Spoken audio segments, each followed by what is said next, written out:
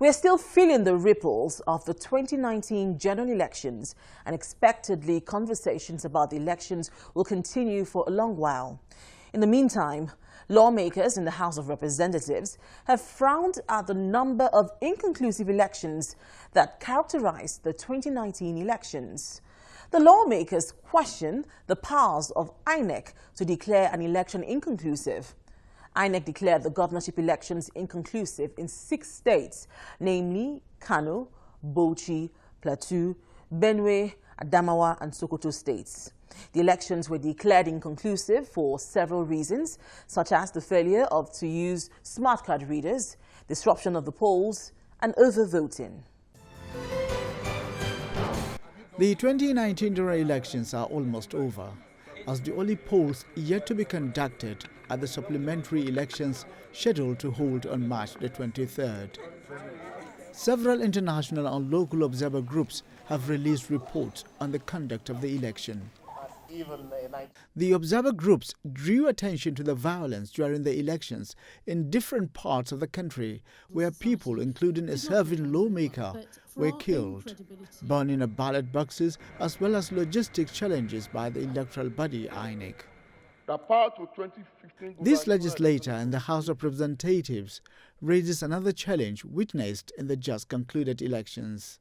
Inconclusive elections has become a demon haunting Nigeria's electoral system, eroding the confidence of the electorate in the electoral system, and has become a tool for subverting the will of the people during elections in Nigeria. The House notes further that prior to 2015 gubernatorial election in Kogi State, there were very few isolated cases of inconclusive election and rerun in Nigeria due to overvoting in some polling units and wards, and also due to non-voting in some wards. Cognizance that the frequency of cases of inconclusive election in Nigeria has made the electorate to refer to the Independent National Electoral Commission as the Inconclusive National Electoral Commission. His submission elicited positive reactions, with questions bordering on the powers of the electoral umpire. Within a matter of weeks, or 1 week, let us set up a crack team to amend the electoral law, to limit the powers of INEC. And why do I say this? We seem to forget, and many have referred to the Kogi debacle. The Supreme Court has ruled on this matter. In the case of Kogi State, INEC used its guidelines to declare Kogi elections inconclusive. Our colleague is here, Honorable Faleke. He went all the way to the Supreme Court. The Supreme Court looked at the totality of the laws and the Constitution. And what was the ruling of the Supreme Court? The Supreme Court said that INEC was in order. We have the sword with us here to change this country from manual voting. Use technology, which will be cheaper, less cost-effective, and our lives will be safe. And we sit down here to be discussing inconclusive elections. Mr. Speaker, I repeat, the problem of this country is in the National Assembly.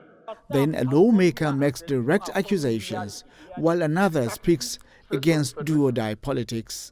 Muhammadu Buhari, his integrity, if he has any, is being questioned seriously. If he is watching, he has been declared as a winner, while the margin of victory is less than the number of the council votes. No Jupiter will come to Kano, because the story we are hearing, one big man from Lagos is going around saying this must be done. Let him know Kano is not Lagos. Let him know Kano is not Lagos.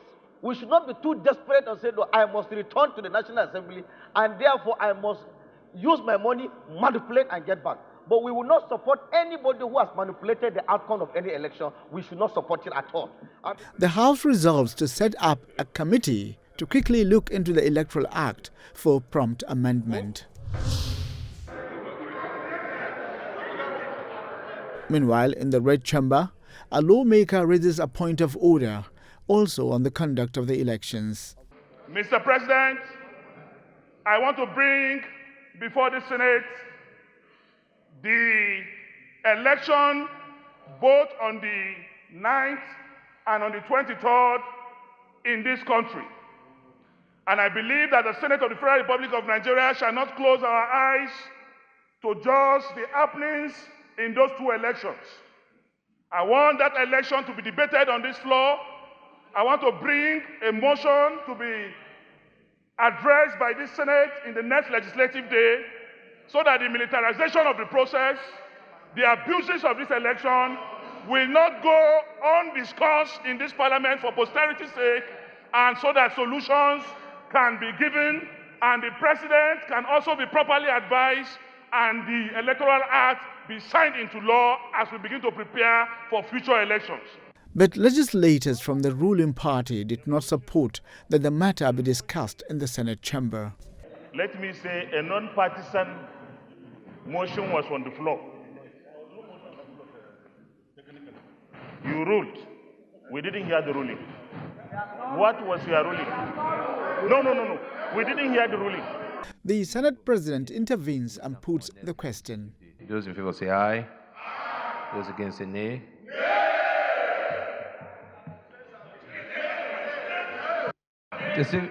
Distinguished colleagues, by the order, you only need 1/5. By the order, you only need 1/5 of the orders of the for next legislative day. The debate on electoral violence in the Senate will now hold on the next legislative date, which is likely to be on March the 19th.